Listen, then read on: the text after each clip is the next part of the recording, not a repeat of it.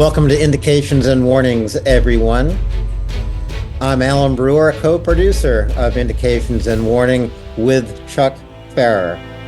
Today, it's day 1007 of Russia's full-scale genocidal invasion of Ukraine.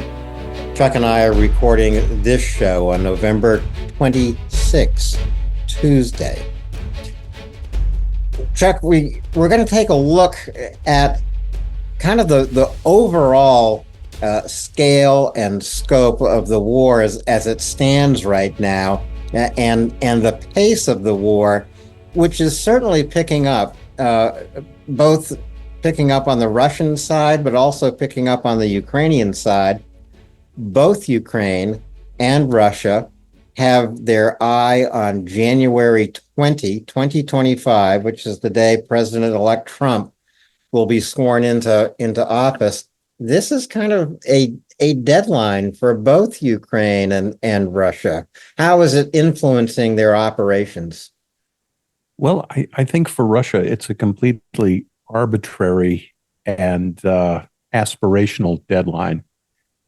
Putin, of course, is pushing to have the Kursk salient collapsed and the Ukrainians thrown out by Inauguration Day. I'm not sure he's going to be able to do that, but it won't be for want of trying. The combat's going to be heavy up there. The Ukrainian presence in Kursk, I'm not going to give a number that I think, but I think everyone can understand this. I estimate that the Ukrainians are outnumbered there somewhere between 3 to 5 to 1, maybe even 6 to 1. What goes in Ukraine's favor is that we're not seeing any sort of tactical innovation, any sort of tactical initiative. We're not even seeing competent military maneuvers carried out by the Russians and their new allies, the North Koreans. So, it's Putin that's putting this forward. There isn't really any benefit for Ukraine to do anything by Inauguration Day. Look, victories are good, tactical advances are good, but this is a deadline that exists in Putin's raisin-sized brain. We have seen a steady stream of Russian captives coming out of Kursk, reports of as many as 500 North Korean troops becoming casualties on the battlefield, including one of the North Korean generals sent to help in Kursk. Yeah, and I believe it was General Park. I don't know who the casualty is, but among the generals sent from North Korea to the battlefield was the head of North Korea's Special Operations Force, and they have a large establishment of Special Operations Forces. He was likely the person forward deployed to Kursk. You never want to be conspicuous on a battlefield, as you and I were just talking before we started up here. The Russians were operating out of this sort of Dr. Zhivago-esque chateau in Kursk. It was certainly one of the most conspicuous buildings in the entire oblast, and that was hit in a HIMARS strike. The casualties evolving from that were one dead Russian general, a wounded North Korean general, and it was astounding. Ukraine was claiming as many as 500 North Korean troops killed in that strike. And if anyone thinks that doesn't make any sense, Alan, you and I can remember HIMARS strikes in Donetsk, in Luhansk, and in Kherson Oblast, where 400 Russian soldiers were killed at a time because they were all concentrated in one building. So I don't think Russia has learned any lessons, or at least the North Koreans learned this lesson this time. Well, the North Koreans, like the Russians, have learned it the hard way. ATACMS have also been used in Kursk, but this was a HIMARS strike. Yep, it was a HIMARS strike that hit this particular headquarters. And again, the ATACMS is the HIMARS on steroids. more than just steroids. You can have 6 HIMARS in a launcher, or you could have 2 ATACMS, and that will help you conceptualize the size of the projectiles, because the ATACMS is a big, big boy. Well, among the number of engagements, which have been going up, engagements are above average. If you just take the 7-day average as reported by Ragnar Gudmundsson. But you were talking about Russia outnumbering Ukraine in Kursk. Russia outnumbers Ukraine everywhere on the zero line. More significantly, I think, is that Russia can outfire Ukraine, as they have done throughout the entire war.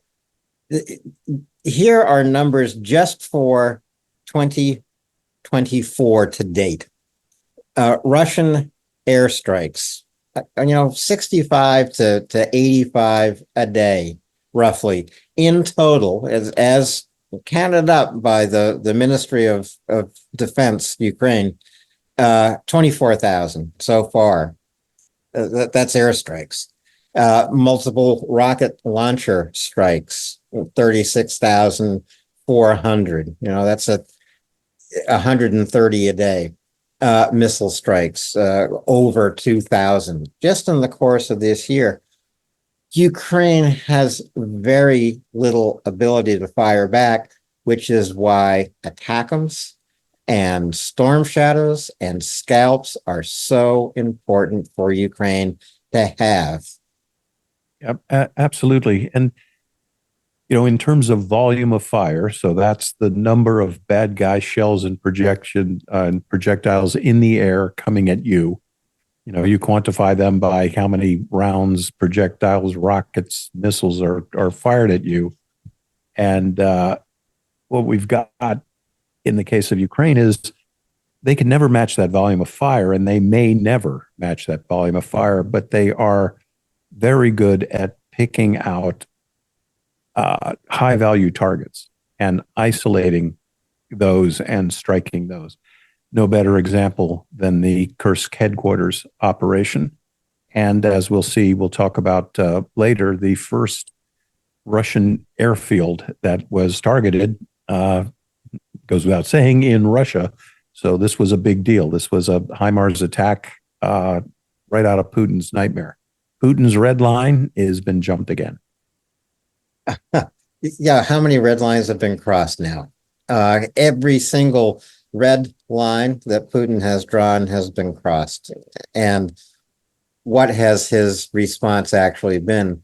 Hasn't gone nuclear. We'll talk about that a little bit later in the show as well, because apparently it was President Biden's fear of Putin using a nuclear weapon on the battlefield that prevented him from making quick decisions to supply Ukraine with what they asked. Rather, he responded very tentatively.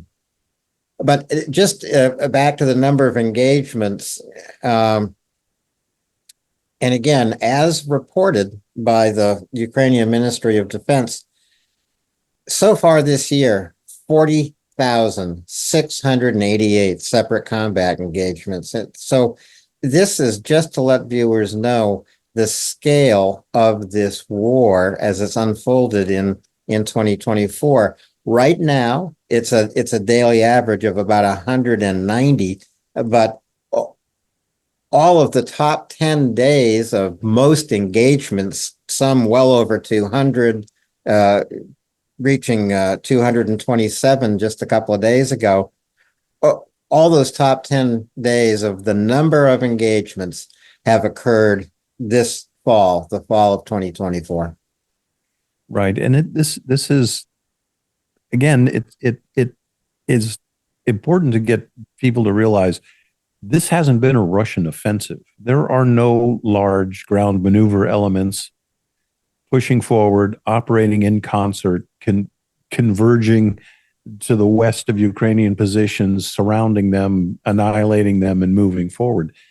There hasn't been a coordinated offensive operation out of Russia for the last 2.5 years.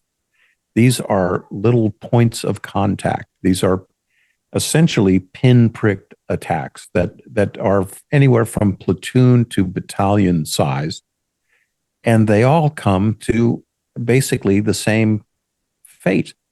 In every one of these attacks, Russia loses somewhere between 30 and 100% of the people they send forward, and a median number being 50%. So, this isn't this isn't appropriate use of military power. It is just this unending. I hate to even call it a grind, because when you keep launching daylight attacks against the same objectives again and again and again, it is so senseless. It's unbelievable. And the Ukrainians have an advantage because they are on the defensive, which means they're fighting from static positions with established fields of fire, with minefields in front of them, and predetermined artillery targets. And only the Russian army, with its history and the type of leaders it has now, only the Russian army could continue to fight the way they're fighting now, because casualties be damned. They don't care. They truly don't care. And I think that this disregard for human life is something that is most difficult for me as an American observer to understand about Russian military thinking. I wouldn't call it thinking. It's just straight out disregard for human life. I was reading some accounts of what was happening in Kupiansk, and that comment struck me, because that is the disregard that is recorded in this commentary, that the assaults of 10 to 12 men coming out of the tree line around Kupiansk, 10 don't make it back, 2 do. Yeah, and Kupiansk was one of the most egregious failures that the Russians have had, and there have been many. The battles of Vuhledar 1 and 2, but it was south of Kupiansk, a fairly big task element, battalion sized, was sent towards the Oskil River, and in 20 minutes they had been annihilated. And I keep bringing that up because smaller or larger, that's pretty much the way a Russian attack goes. They are consistently losing between 30 and 100%, with the median losses being about 60 or 70%. But this contributes to this bigger problem that they have. They're not training the people they send to the front, and I didn't say soldiers, and they throw them into these bonsai attacks, and they chew them up. And no one is there to have and pass down combat experience. And in fact, some of these attacks, most of them are so futile, so ridiculous on their face, that the only people you could get to go along with it are people who don't know anything about the military. People who don't ask the question, well, there's going to be a preparatory artillery barrage, right? And where is the other maneuver element? And when we get there, you're going to back us up, right? No, none of those things are accounted for in their planning. Alan, it's astounding. We've been covering this for 1,000 days, and it isn't getting any better for the Russians. And there are Russian soldiers on the front line who make videos from time to time saying exactly what you just said, Chuck. Obviously, they are complaining about the position that they've been put in, and it's a fatal, lethal position that their commanders are sending them into. Regardless of that, Russia has made some gains. I don't think that with the kind of gain or at the kind of speed that some news wires are reporting. Reuters, AP have suggested that Russia is advancing faster and occupying more territory than it has at any time in 2024. That may well be true, but it doesn't amount to anything. It's pretty much like watching the tide come in. I think they have about a 1% increase in territory gained in, I'll say, the last 12 weeks. And, we could just look at the time and casualty map. So they've been fighting for 1,000 days. They've lost 700,000 people. So at least 700 people a day, Russians, get killed. And that doesn't account for every day in October where they lost more than 1,500 people. So the harder they charge in these grinding operations, the more people they lose. And the less likely their organizations are going to be fit to receive replacements, get them ready, and have them be effective fighters. We see this constantly. When these attacks are broken up, or moments after first contact, 5, 6, 7, 10 minutes, 15 minutes into the contact, Russian soldiers are dismounting their vehicles and running east. Nobody fixes their bayonet and runs west. Nobody. They all run away. And we're seeing the symptom of what's going to kill the Russian army's effort in Ukraine. And that is those kind of soldiers, when pushed back at night, when faced with a large Ukrainian offensive, which we haven't seen yet, thank you, Mike Johnson, these guys are just going to keep running. And we know this because the difference between a tactical withdrawal, a retreat, and a rout is that your junior officers hold the line. Your lieutenants, your captains, your majors, they hold the line. That's not going to happen. It isn't. And we have the Kharkiv offensive to see, and we have the Kherson offensive, where the Russians fell back 10, 20, 30, 60 kilometers in a day. So we'll see that again, Alan, I know it. I think we will. General Syrski was speaking today in comments saying that Ukraine cannot win the war simply by fighting on the defensive, that the time will come for another Ukrainian counteroffensive. He's not announcing a counteroffensive, obviously, and winter is not a great time for counteroffensives in Ukraine, but he's simply reflecting on the state of the war at the moment. Ukraine will have to launch a counteroffensive in summer or fall of 2025. Yeah, they're going to have to do that. And people ask, well, why aren't they doing it now? Because they cannot count on adequate numbers of shells, projectiles, fuel, material, vehicles, and their most unreliable partner is the United States. And there is no way you are going to put together an offensive if you don't know where your next tank of gas is coming from. You don't know where the reloads for your HIMARS are coming from. You don't know where your artillery shells are coming from. And anyone who doesn't believe that, you just heard Alan discuss, the imbalance in volumes of fire. The Russians have artillery in abundance, and Ukraine, they have to count out their shells so carefully that they can only conduct fire missions on the most high value targets, and prioritizing Russian attacks. And as we've seen in Kursk, also hitting command nodes, other things that are of vital importance. And again, this is all on the U.S. It's not on any of our NATO partners, who are all giving more than we're delivering.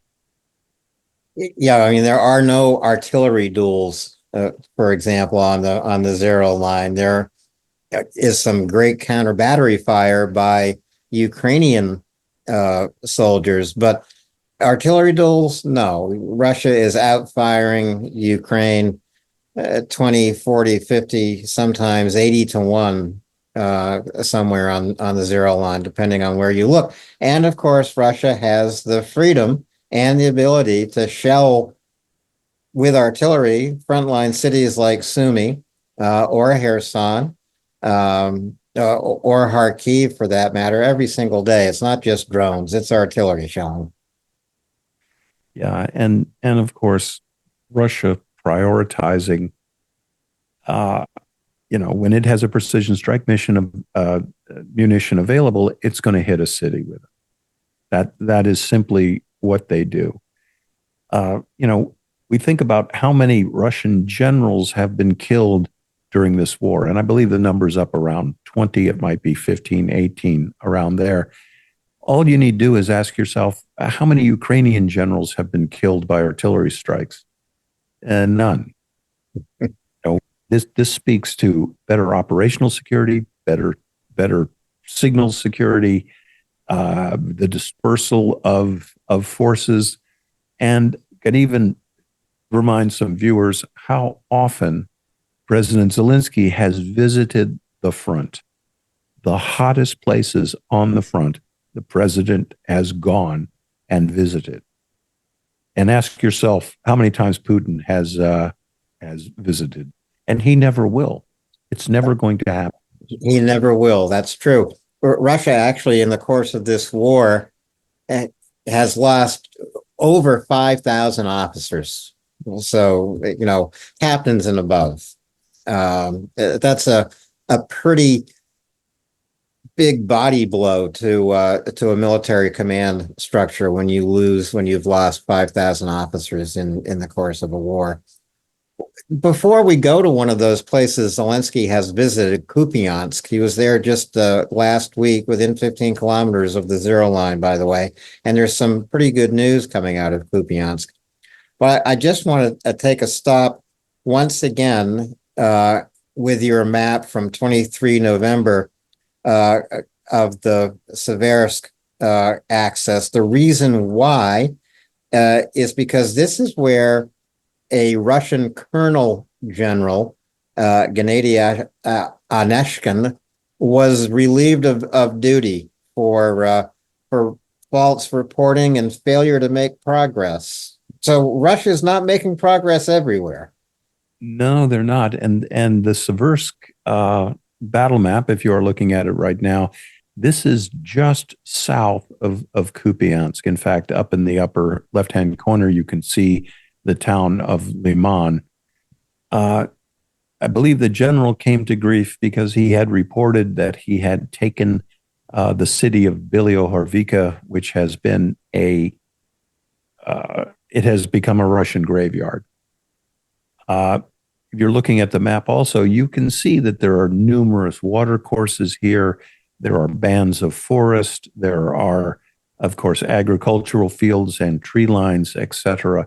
So this has been, I wouldn't say on its face, this is good defensive terrain. It's okay defensive terrain, but added to the ingenuity and the valor of Ukrainian forces, this has been a graveyard for the Russians. And the adjoining area in Kupiansk, in Kremenna, this is where the Russians have had 10, 15, 20 to 1 superiority. It's been under this Russian 4-star. And you and I have called them for the last 2 years. These guys were the underachievers of the war. And this general's on his way out. And I hope the screen door does not hit him in the butt on the way out. Some Ukrainian commanders have also been promoted off the battlefield. Not for the kind of failure that this Russian general has exhibited, but I would say more because the Ukrainian commanders did not adhere to Ukrainian doctrine, which puts first the value of the soldier who is doing the fighting. Ukrainian commanders do not waste their soldiers' lives. And if one is found to have done that, proven to have done that, usually immediately relieved. Absolutely. And it's even, we'll put it in this box. it's a sobering thing to learn as a young officer that the mission is more important than your men. It's one of the first hard things you have to swallow as a junior officer.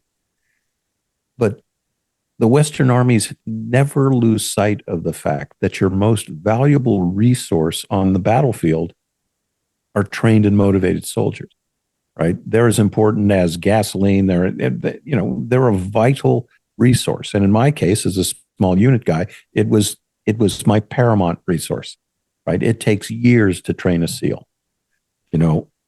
Preserving the force is almost, more important. And I have turned down missions, which you can do if you've got a good reputation.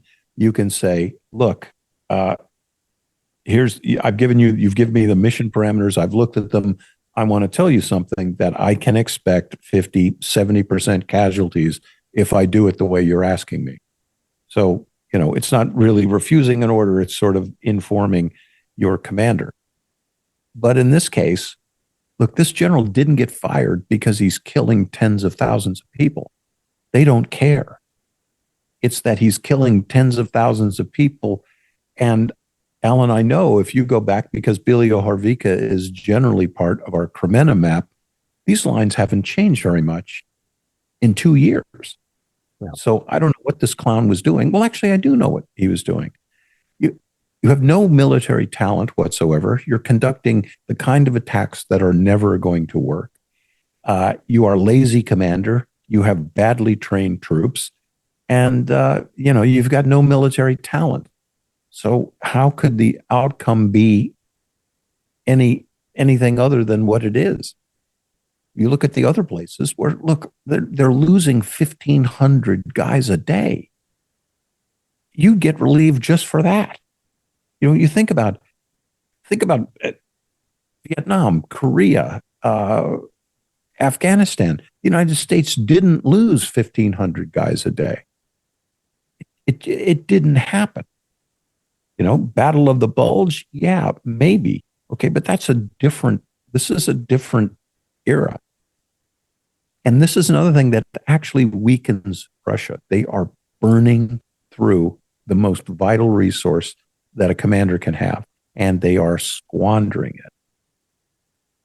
Well, in 20 years fighting in Vietnam, and yes, the United States did fight in Vietnam for that long a time, with the majority of troop deployments, of course, taking place in the 1960s and in early 70s.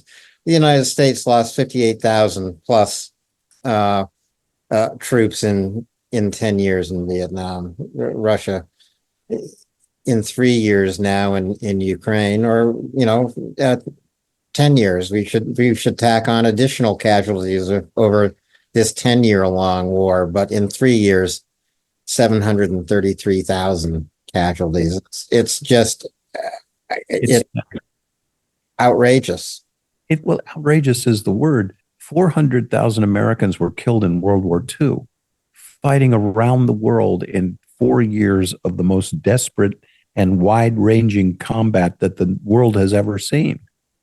Russia's lost twice that number, or almost twice that number, in a regional war of aggression. And we mentioned this a lot. Putin said in a speech he's willing to lose 2 million men in this fight. Well, you're halfway there, Vlad. Good on you. Keep it up. Some of the additional men he's willing to lose are Houthi rebels. I understand that Russia needs even more than what North Korea can supply it, so they have gone to Yemen and enlisted or paid, given bonuses to some Houthi rebels to come fight in Kursk. It's just astounding. It is astounding. And those Houthis are going to have a very tough winter. They're not cut for it. They're not, and none of these people are adequately trained. You don't accept, Putin's shilling and get a year's worth of training and go to the battlefield. No one does. So those people, and again, I didn't say soldiers, those people can only be used one way, and that is in these grinding I don't like the term meat wave because generally they're not that big. The bonsai charge actually sort of diminishes the valor of Imperial Japanese troops in my mind. This is just the squandering of Russians. It just is. There is no leadership, Alan. It's just, generally you get promoted to general on the basis of military merit, right? You have shown that you could handle a platoon, that you could handle a company, that you could handle a battalion. You go to the war college, you pass, you go to command and staff college, you pass, you write books. You want to be an admiral or general, you get a PhD. We're not looking at that. We're not looking at that. And we're looking at a system that is so broken, none of these soldiers can look up the chain of command and say, look, this is a crackpot idea. It's not going to work. They're just going to be sent into the pit. Yeah, it's they're just being sent into absolutely lethal attacks, and among them are failed attacks in Kupiansk, which is the very first map we're going to take a look at from 26 November. And I would encourage folks to take a look at the 26 November map and compare it to the 14 November map in Kupiansk. Slightly different scale, but Ukraine has successfully regained control of the entire city of Kupiansk, both the east and west banks of the city. Yeah, and we've spoken to this on a number of times as well. But by Russia never sending an appropriate force package to achieve an objective, well, 70% of the time they'll actually get to the objective, but the force that reaches it is so diminished, so exhausted, out of ammunition, and there is never a provision to back these guys up. And look, this is Soviet and Russian military doctrine, right? They are not operating to doctrine.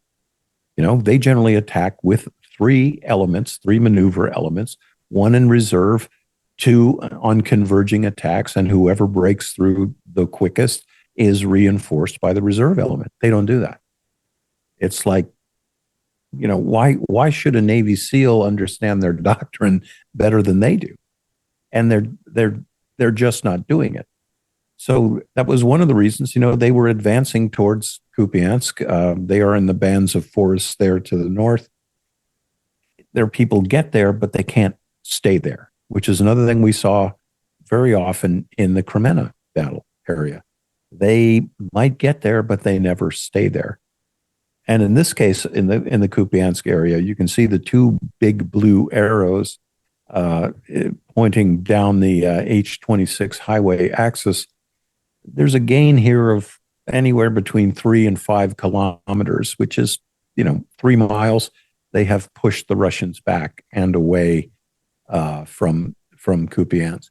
This is another one of those things you look at, and this was an opportunity that Ukraine can't follow up.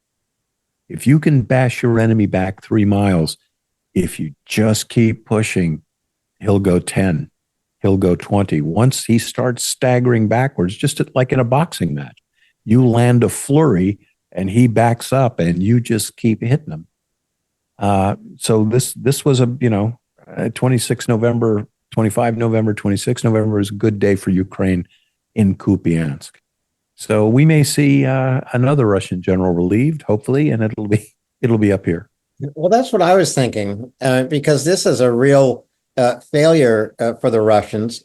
It's a small failure today, but it could become a bigger failure. The Russians were attempting to do in Kupiansk what they did in Avdiivka, which was to gain a lodgment, kind of where the railway and the H-26 intersect on the east side of Kupiansk. And it looked like they were going to do that just a few days ago, Chuck. And this is why this success for Ukraine is so important. Yeah, and we talked a lot about the failure of the Russian tactics, but this Ukrainian effort down the H-26, it proves our hypothesis. Look, these Russian troops are in very bad condition, right? Their morale is abysmal. They are not getting hot food. They're not getting medical attention. They're not being adequately resupplied. They almost never get reinforced. And when that happens, you can get big holes punched in your line like this. So this was a significant effort. They were pushing into the bands of forest there to the east of the Oskil River. They had definitely gone that far. And it's just barely to the south of this map, right where the word indications is on the bottom title. That's where that battalion came to grief. The other thing you have to remember, it's the corporate body of the units operating here in Kupiansk. They remember when that battalion got wiped out. They knew it only took 20 minutes. That feeling, that conception, that realization spread through the entire army. They know they're being badly led, and history shows this. If the rank and file of your unit, they think you're a clown, you're not going to get exceptional performance out of them. You're just not, and especially if you keep proving it every day. So all of these birds will come to roost. We're going to see at some point in this war major breakthroughs by the Ukrainian army. And this is just a small taste of it right here. It is a small taste of it. Probably not this winter, maybe next spring, maybe early next summer. Ukraine has its own manpower issues, but also Operation Interflex, which is a group of European nations training Ukrainian soldiers. They have trained 50,000. They have not all arrived in Ukraine and taken positions on the front line by any means. So the training goes on. The supply of weapons to Ukraine must also go on and increase. Actually, this would be a good place to talk about another decision that President Biden made, not only to allow Ukraine to use ATACMS to strike targets inside Russia, but Biden has agreed to deliver anti-personnel mines to Ukraine. A pretty important step for the president to take, because Ukraine is on the defensive, pure and simple, and anti-personnel mines are a pretty effective and lethal defensive weapon to have. Yeah, and there are conditions that the U.S. maintains, which many countries don't, and that is what are called non-persistent mines. So these there are various ways that you can have a mine that will deactivate itself after a certain point of time. There are various ways, but one of the easiest is the mine is battery actuated. And you simply put batteries in there, and they're only going to last for X amount of time. But in terms of mine warfare here, the Russians don't seem to have grasped this, but there are a lot of times when you see a Russian vehicle explode on the battlefield, it's hit one of its own mines. The Russians don't lay minefields. They scatter mines willy-nilly. And so they don't know where they are. And the bad thing about a minefield is you can be certain in ground maneuver warfare, you're going to have to cross your own minefields at some time, which is why in NATO training, you lay a minefield. You know where everything is.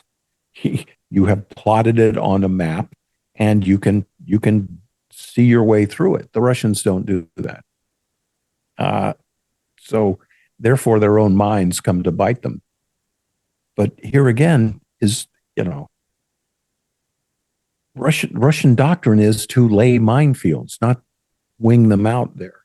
They so many shortcuts, so much ineptitude, so so much who cares, it really bites them. But and a great deal of the mines that are in Ukrainian minefields right now are simply recovered from the places the Russians have dumped them.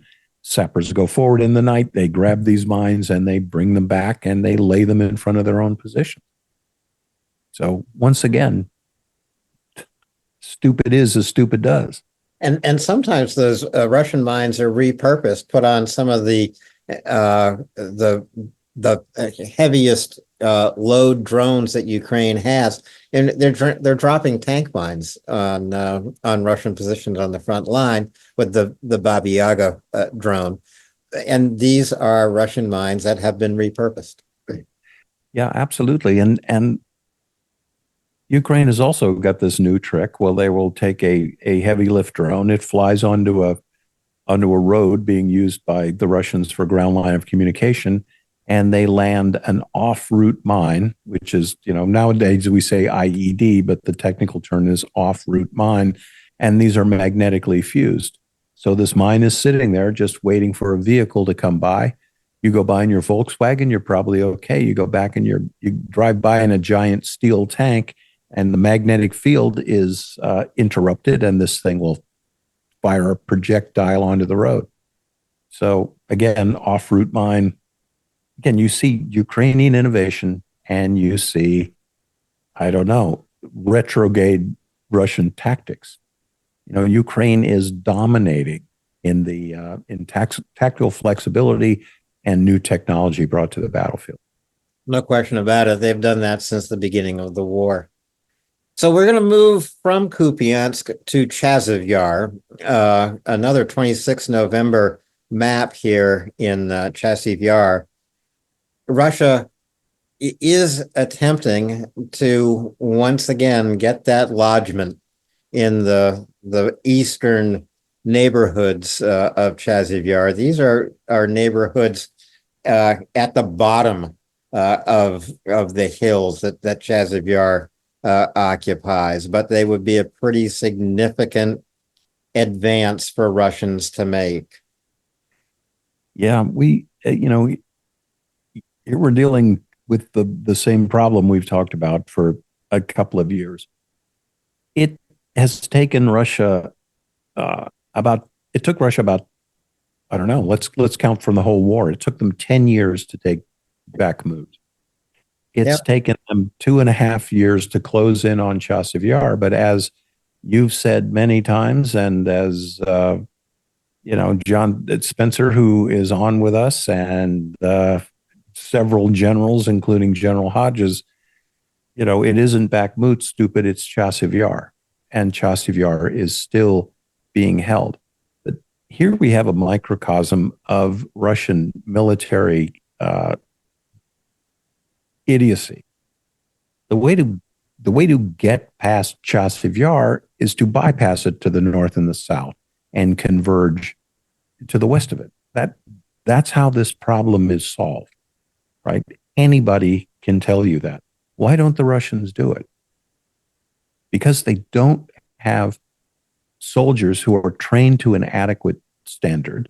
They don't have junior officers or field grade officers or even general officers who could command that kind of operation. And they just haven't done it in this war.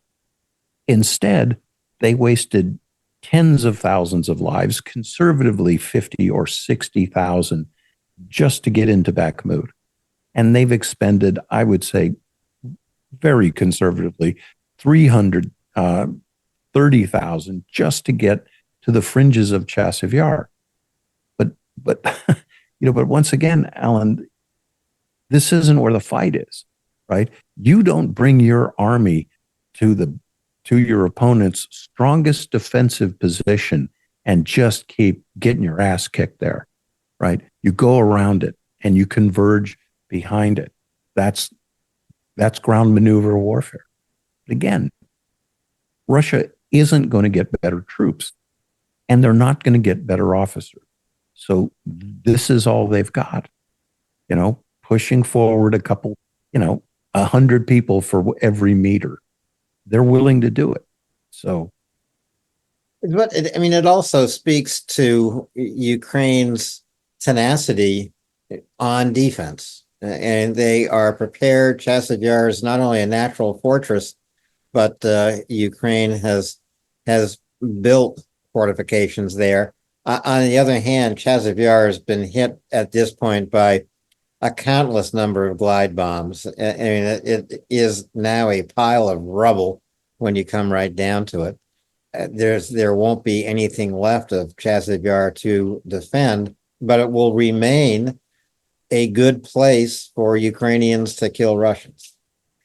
And it's interesting in the contact reports that informed this map, and if you zero in on them, there are two points of contact, each having 2 points of contact, and they both show that to the north, Ukrainian soldiers pushed in past the zero line, and the Russians to the south of them just pushed back up to the zero line. And, this map truly has not changed very much in quite a long time. It took the Russians 2.5 years to take Ivanivsky. It has just, and they have destroyed Chasiv Yar. There isn't anything left of it. There are tens of thousands of Russian corpses laying all around this battlefield. The Russians do not recover their dead generally. And again, even if they should get to Chasiv Yar, it isn't the key to anything. They're driven by a place name, advancing out of the Bakhmut area of operations. And we've talked about this 100 times. The M03 highway, which departs to the northwest, and the H32, which departs to the southwest, it wasn't the place to fight. It wasn't the place. If you get out of town on the M03, you're farther and farther from the H32, etc. This had what Russians thought made it a strategic place because a couple of highways came together, but it's a place of no tactical importance whatsoever. And it's not like, well, I guess the Russians can't read a topographical map. By taking Bakhmut, all you had to do is look to the west and say, wow, Chasiv Yar is going to be a tough nut to crack, right? Okay, let's bonsai charge it. How about bypassing it? How about, well, that's what's so astounding. Well, I guess, and I guess it isn't astounding. These guys have been promoted because they're in on the grift, right? You're a lieutenant, you sit there with your hands in your pockets and you don't say anything while the major steals. You get to be a major, you get a little taste of it. You get to be a general, you're getting hundreds of thousands of rubles and kickbacks, selling uniforms, doing all your stuff. And this is the kind of military leadership you get from that system. Keep it up, boys. Yeah, exactly. And I think it was last April after the fall of Bakhmut that a lot of people predicted Chasiv Yar would just be next to go, that there was no way to defend Chasiv Yar. And I remember you saying, Chasiv Yar will be here in July, will be here in August. That pretty sure Chasiv Yar will be here next year. Here we are almost next year, and we are talking about Russia's continued assault on Chasiv Yar. Well, we both said it. And, but you know what, look, we're not military geniuses, but we can read a topographic map. And that's all it takes.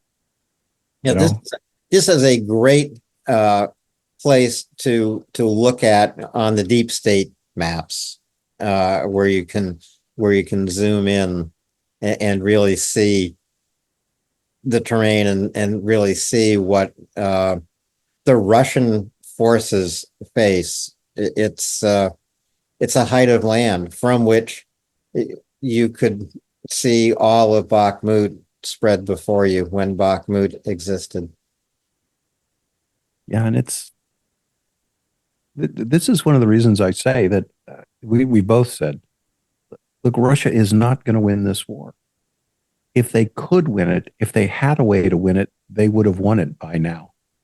However, 700,000 casualties later, 1,000 days into it, there are no Russian keys to victory. There just aren't. And I'll go one step farther. They don't have a general who can turn this war around.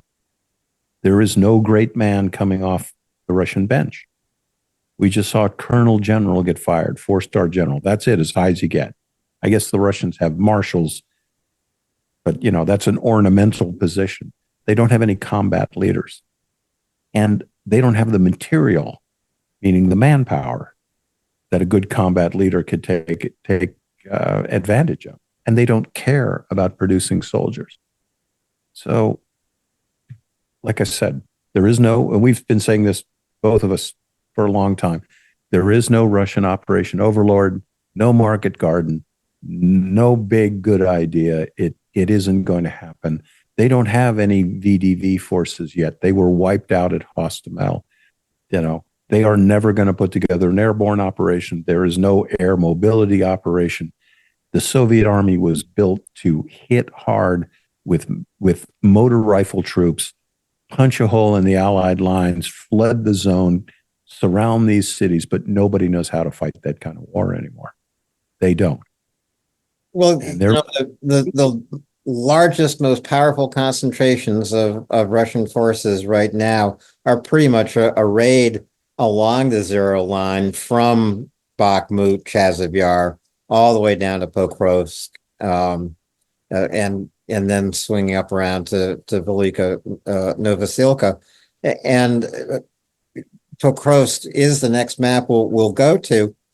This is really where, with the concentration of forces that Russia has here, where you would expect them to pull off some kind of maneuver, a pincer operation. And I know that's what they are threatening to do around Kurakova. I guess they're going to threaten to do it around Velika Novosilka as well.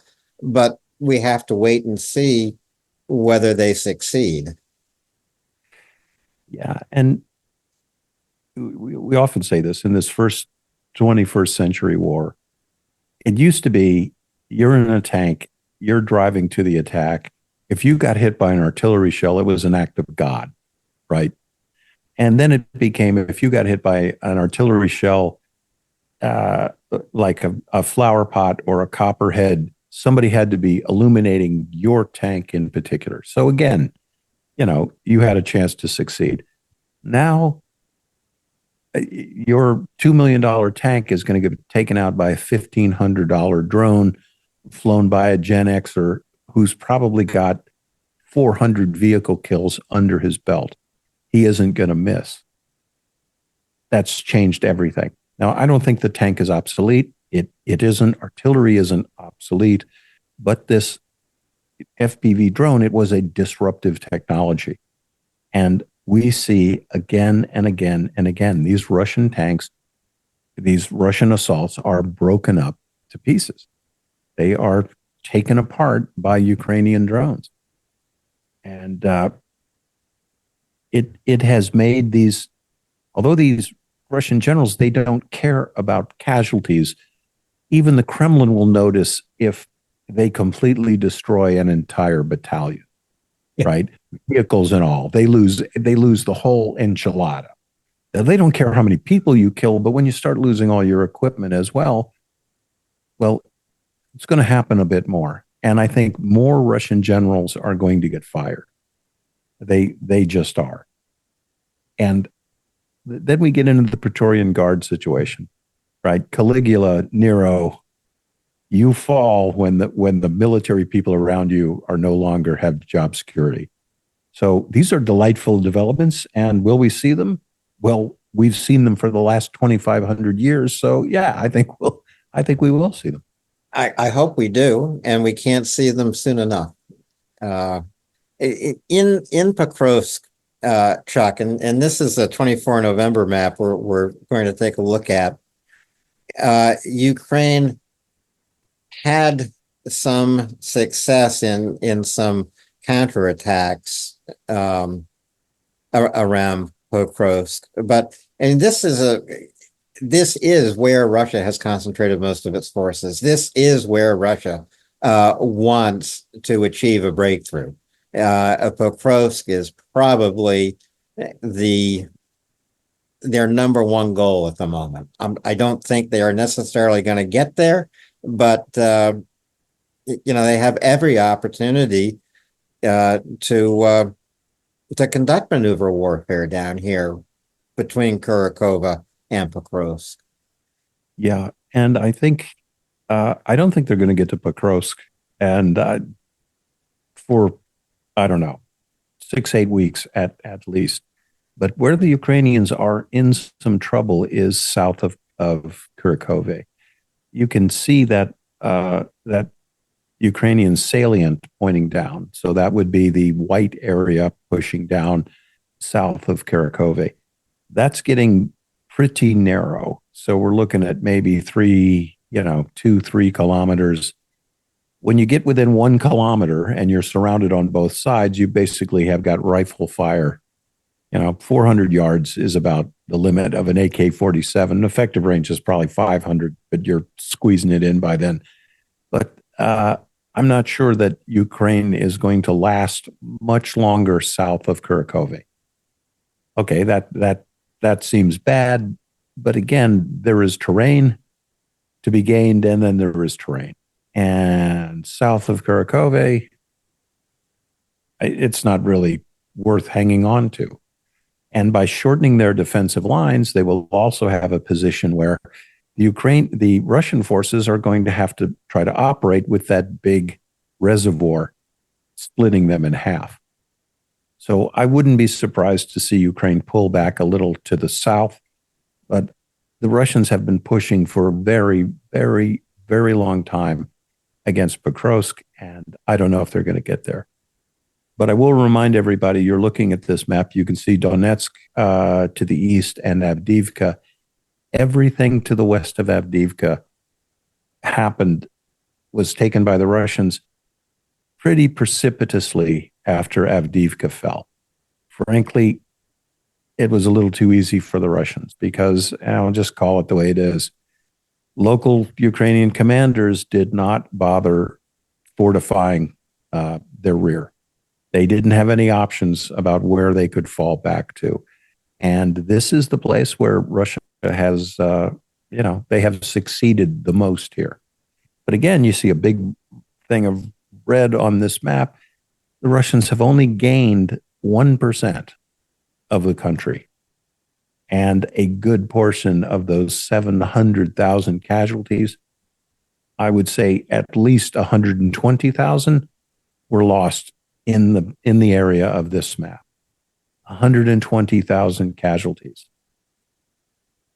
That's a lot. That is a lot of people. It's a lot of people, to sacrifice 10, 20, 50 soldiers a day to advance less than a kilometer. Now, Russia occupies roughly 18% of all of Ukraine since August 1st, maybe through the fall and now into the very early part of winter. How much has Russia added? About 1% more of Ukraine's territory. So I'm not saying disregard these reports of Russia advancing. Yes, they are advancing, but they are looking to accomplish something that they haven't accomplished yet, and that is to probe for a weakness in Ukrainian defenses where they can break through. Russia has not found that. No, and not just keep banging on the casualty count. 700,000 dead, tens of thousands of armored vehicles destroyed, several thousands of artillery pieces destroyed. I'm willing to call it now here in the third round of this 12-round fight. Look, I don't see Russia winning this. I mean, I truly don't. And bear in mind, every day there isn't a plan. There is not a plan. Putin is not rubbing his hands together in the Kremlin right now going, General Schmuckatelli, this is the greatest plan I've ever seen in my life. We'll have the war won by Christmas. They are never going to win this war. They answer a 72-hour operation. They control 18% of the target country. They are never going to get to the Dnipro River. It is never going to happen. And, Putin called the limit. I'm willing to lose 2 million guys. Dude, you are halfway there. And by April, he'll be at a million. He'll have lost 1 million people by April. Yeah. I mean, it's just hard to believe. But he will have lost 1 million people by springtime for sure. And if we do look at that more focused map in Kurakova, the H15, this east-west highway, how important is that to Ukraine? Is that a key line of ground supply and communication, or? Yeah, it is right now. That is their principal ground line of communication and supply. And, I think you can see now, if you draw a line from the western corner of the Kurakove Reservoir and just go south and cede all of that terrain to the Russians, you can see you've still got your principal ground line of communication. You've still got it. In fact, it will be easier to defend your positions if you let that salient go. This is the technical term for this is shortening your defensive lines. That basically means falling back to a more convenient position. And what will the Russians gain? Well, there's 2 or 3 little villages. There isn't very much there. I think it would be expedient for Ukraine to withdraw from here. But again, these guys know more than I do. This does look like a position that is threatened. They know the enemy better than we do. It's going to be extremely costly for Russia to advance. There are tens of thousands of anti-personnel and anti-vehicle mines strewn in this area. And again, I keep going back to this, but only in Russia could you have a 3 years of conflict like this, losing 700,000 people and seeing that there's no way out of this quagmire. Only Russia could continue with this. And Russia is not the United States, but just try to think of this for a minute. Try to imagine if a president launched this attack against Ukraine and we had lost 700,000 men and we had taken 18% of the country. The social dynamics are different in Russia, but that's the elephant in the room. And there is no one in the Russian military who can solve this problem. There isn't. General Hodges couldn't solve this problem with what the Russians give him to work with. He couldn't do it. And he could, he could take Moscow probably, but not here. It isn't going to work for the Russians. And, General Hodges couldn't solve the problems that Ukraine faces either, because they primarily face the problem of lack of supply. This is why when General Hodges at the beginning of the war said, give Ukraine everything, because when you're attacked, every weapon that is delivered to you is a defensive weapon. Ukraine has been on the defense now for 1,007 days. They will remain on defense, but they still need everything, which again, 1,000 days into this war of one of our most respected allies in Europe, still needing everything and having to plead for everything from freedom to use ATACMS as it sees fit, but also to plead for longer range cruise missiles like Tomahawks, which they should have been given long ago.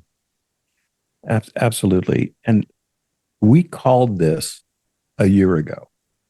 A year ago, right around this time, Mike Johnson started whatever he was thinking, whatever goes on in his brain that thinks, look, Russia is on our side.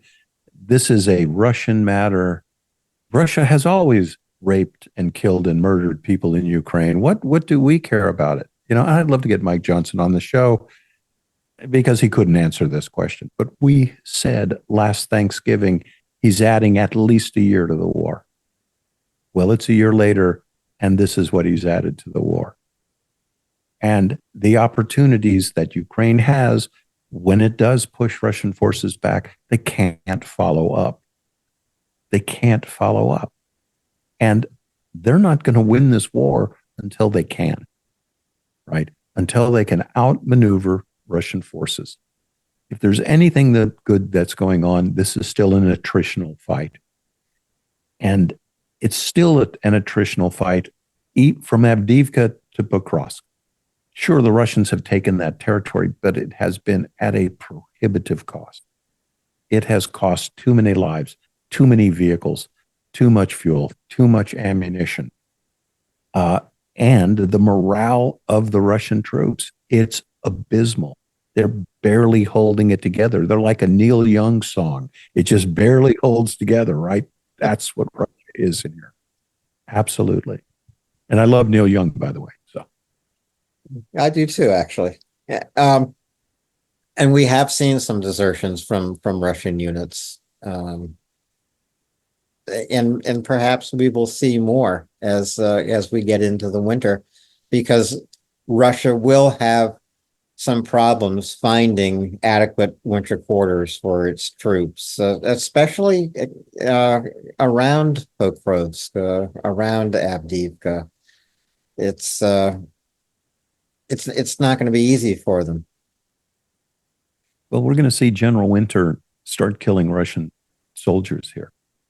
And remember that little moniker I always say, 3 minutes without air, 3 hours without shelter, right? If it is 20 below zero and the wind's blowing 50 miles an hour, in 3 hours without shelter, you're going to start losing your ability to help yourself. Mm-hmm. And overnight, 20 below zero, 30 miles an hour of wind, you're dead. You're just going to die. And there's even a certain point, I know both of us have been here, when even your Gore-Tex isn't going to help you anymore. Gore-Tex is only good for about 24 hours in the rain, and then you're screwed. And then it freezes up. I mean, you and I have been there. Yeah. It's tough. And that's the best equipment you can get. And the Russians don't have the best equipment they can get. Yeah, it doesn't have to be 20 degrees below zero if you're going to freeze to death. You can also die of hypothermia when it's 50 degrees outside. We can talk about, because I've been there once, never want to be there again. Well, I was very, very lucky. Yeah. And you got to the point you can't think. You can barely move your hands. Your ability to help yourself is diminished. I mean, that's one of the weapons they use in buds. It's the cold, and it's San Diego, but the ocean is 49 degrees and you're 98.6, and you're just not going to win that fight. No, you're not. Russia has not pulled off any surprises against Ukraine to date in this war, but one thing that has surprised me starting to develop now, we have a map from 23 November here, Chuck, up around Velika Novosilka. The sudden advance of Russia to the outskirts of Velika Novosilka caught me by surprise. Yeah, they I think one of the things that made it more surprising is you and I covered this. We used to cover Velika Novosilka every night, and I have been shifting, over towards Pokrovsk, which we didn't used to cover. But we still have the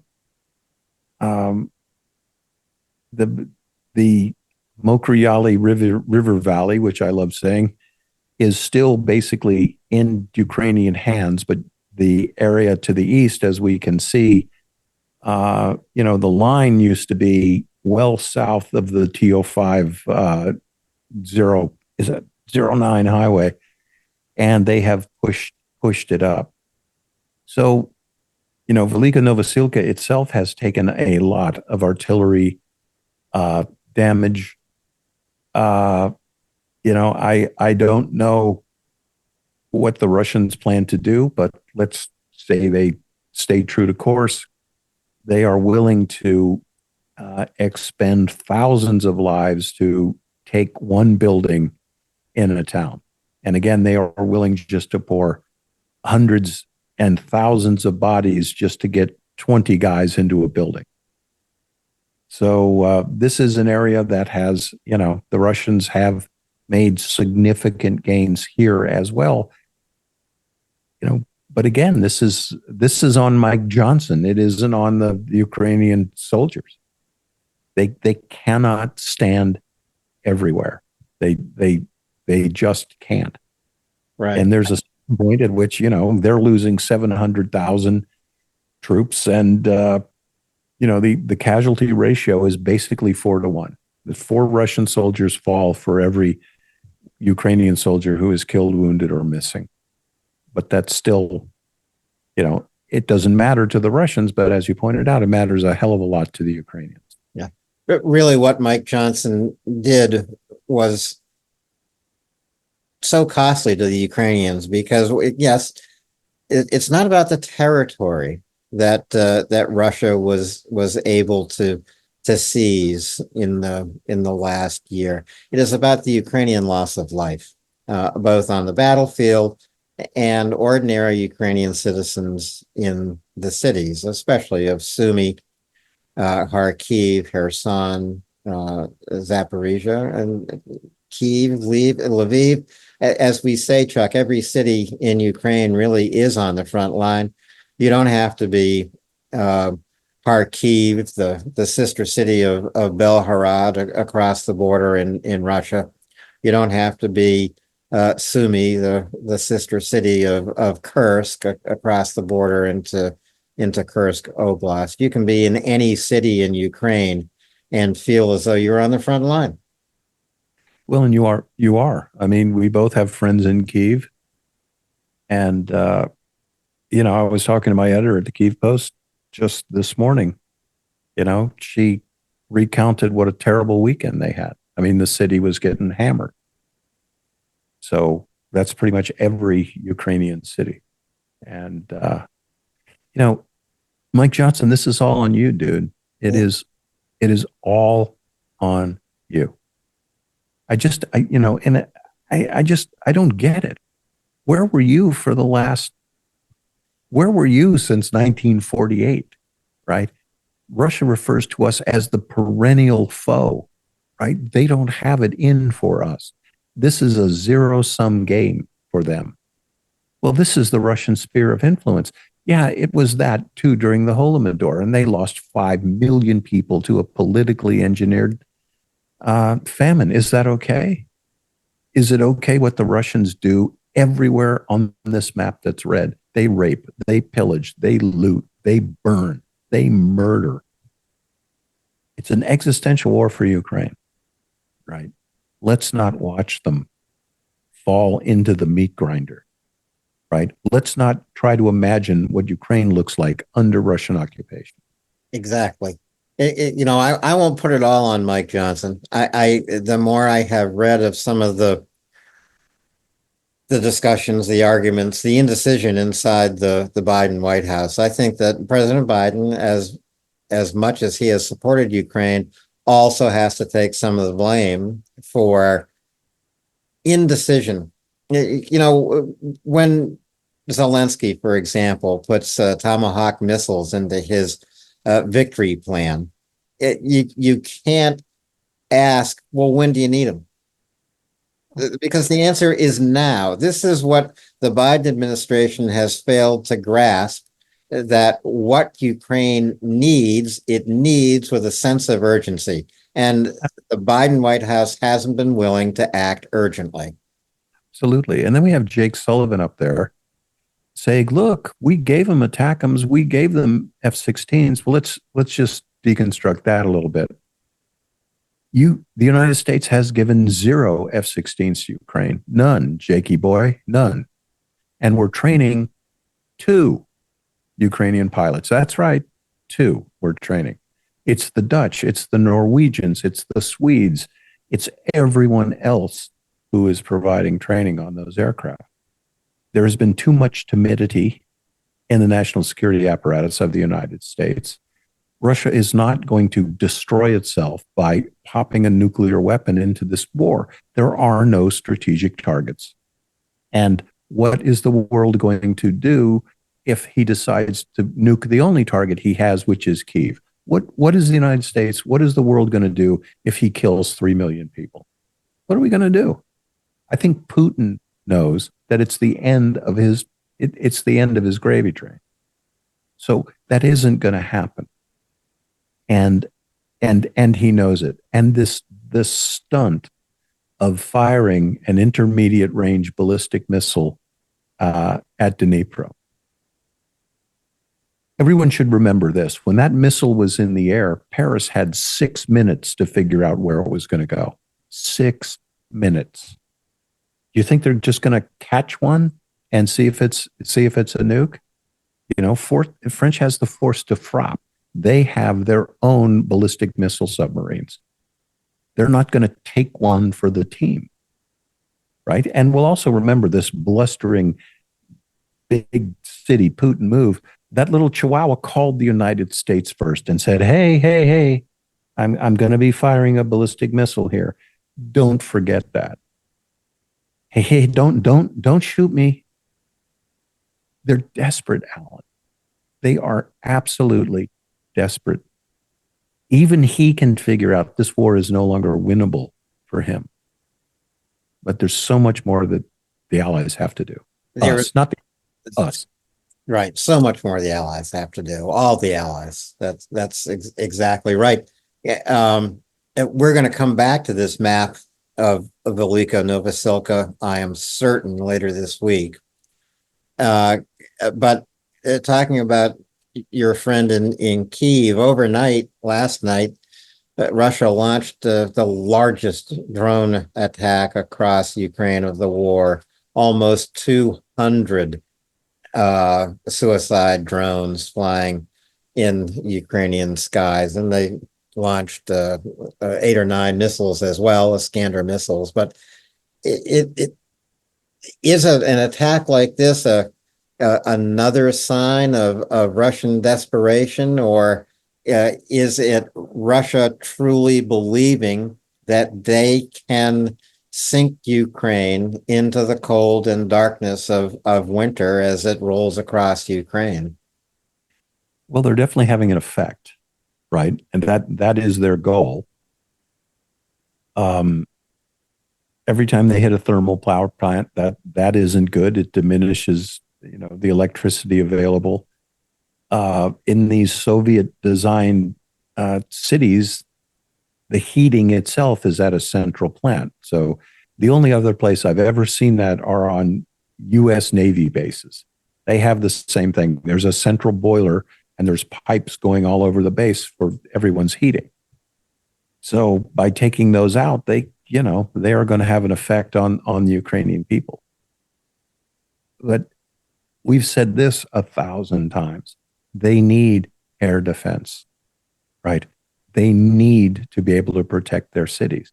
And every time Putin does one of these, 200 drone attacks, he keeps expanding those attacks. Look, the means is the message. That's the message he's sending to the United States. There are the air defense resources to send to Ukraine. They need them desperately.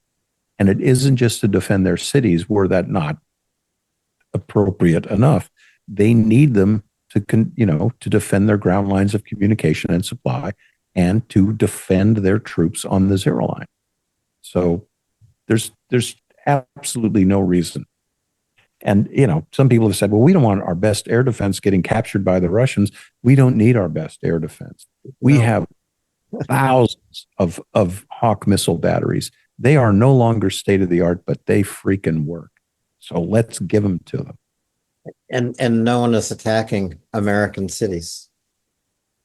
We're all going to sit down to Thanksgiving dinners in a couple of days in the United States safely with our families, not within earshot of air raid sirens, and not within earshot of drones. I was looking at what is happening in Kherson with what has been called the Russian drone safari, where Russian drone operators are hunting down ordinary Ukrainian citizens as they go about their day, maybe going to market, maybe going to the train station to catch a train to Kyiv.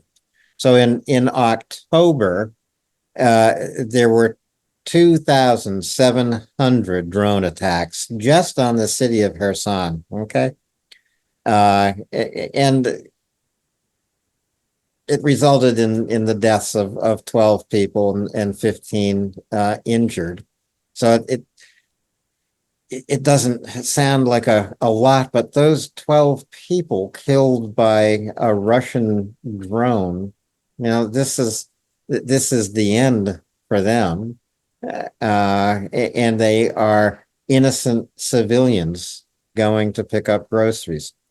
Well, 2,700 in October,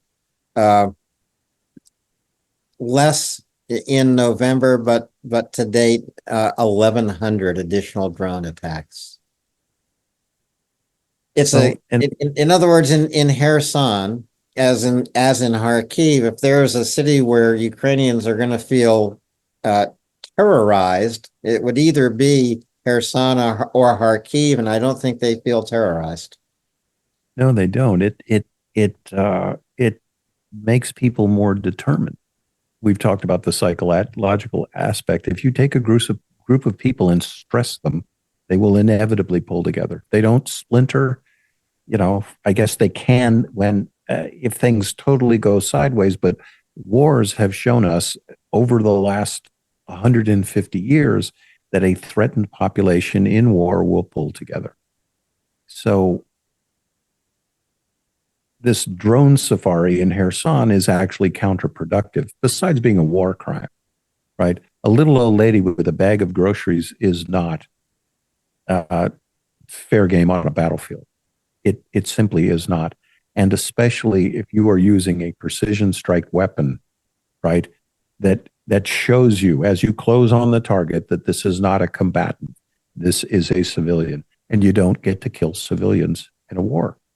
You don't get to kill people who don't have a weapon, whether or not they were just shooting you at night a minute ago. They put their hands up and the game's over. But we have also seen the tender mercy of Russian soldiers on the battlefield. Almost daily, they murder Ukrainian combatants, captured, wounded, disarmed, they're shot in the face. That's who we're up against. That's who is trying to take over this country, right? And you're right. At Thanksgiving, it's a good time to think of that. Yeah, there is peace, and there is no rear in the Ukrainian war. Yeah, the cold-blooded murder of Ukrainian soldiers who surrender in the field is now happening so often, and in so many widely dispersed places on the zero line, you have to conclude it's an official policy of the Russian army now. Take no prisoners. Yeah, absolutely. It is certainly a prescribed behavior. If you've got a case where an American soldier executes prisoners, look, it's a capital offense, right? It's murder just like it would be on the streets of Kansas City. So it's obviously coming from above because these atrocities are carried out by Russian rank and file with impunity. So the orders do come from the top. And in fact, there is a Russian officer in custody right now who has made a statement to that effect, that the orders come from the top. And he has admitted himself executing Ukrainian prisoners of war. So that's who we're fighting, right? That's it. Well, one of the things I'm going to be thankful for over Thanksgiving, Chuck, is the delivery of more Storm Shadows to Ukraine. The decisions that Joe Biden made to let Ukraine use ATACMS as it wants to, and the additional delivery of American weapons as well. But, there is also a tradition around our Thanksgiving table. We always remember those who aren't joining us for Thanksgiving any longer. They have died and lived out their lives. So not as many chairs around the Thanksgiving table as there used to be, but the lives of mom, dad, aunts and uncles, brothers, sisters, all remembered and talked about. Now, of course, telling our most cherished stories. That is what Thanksgiving has really become in my small family. So yes, we are grateful, but we also remember. Yeah, and we can all take a moment to remember, the brave men and women who are fighting in Ukraine. And this is an army of citizen soldiers.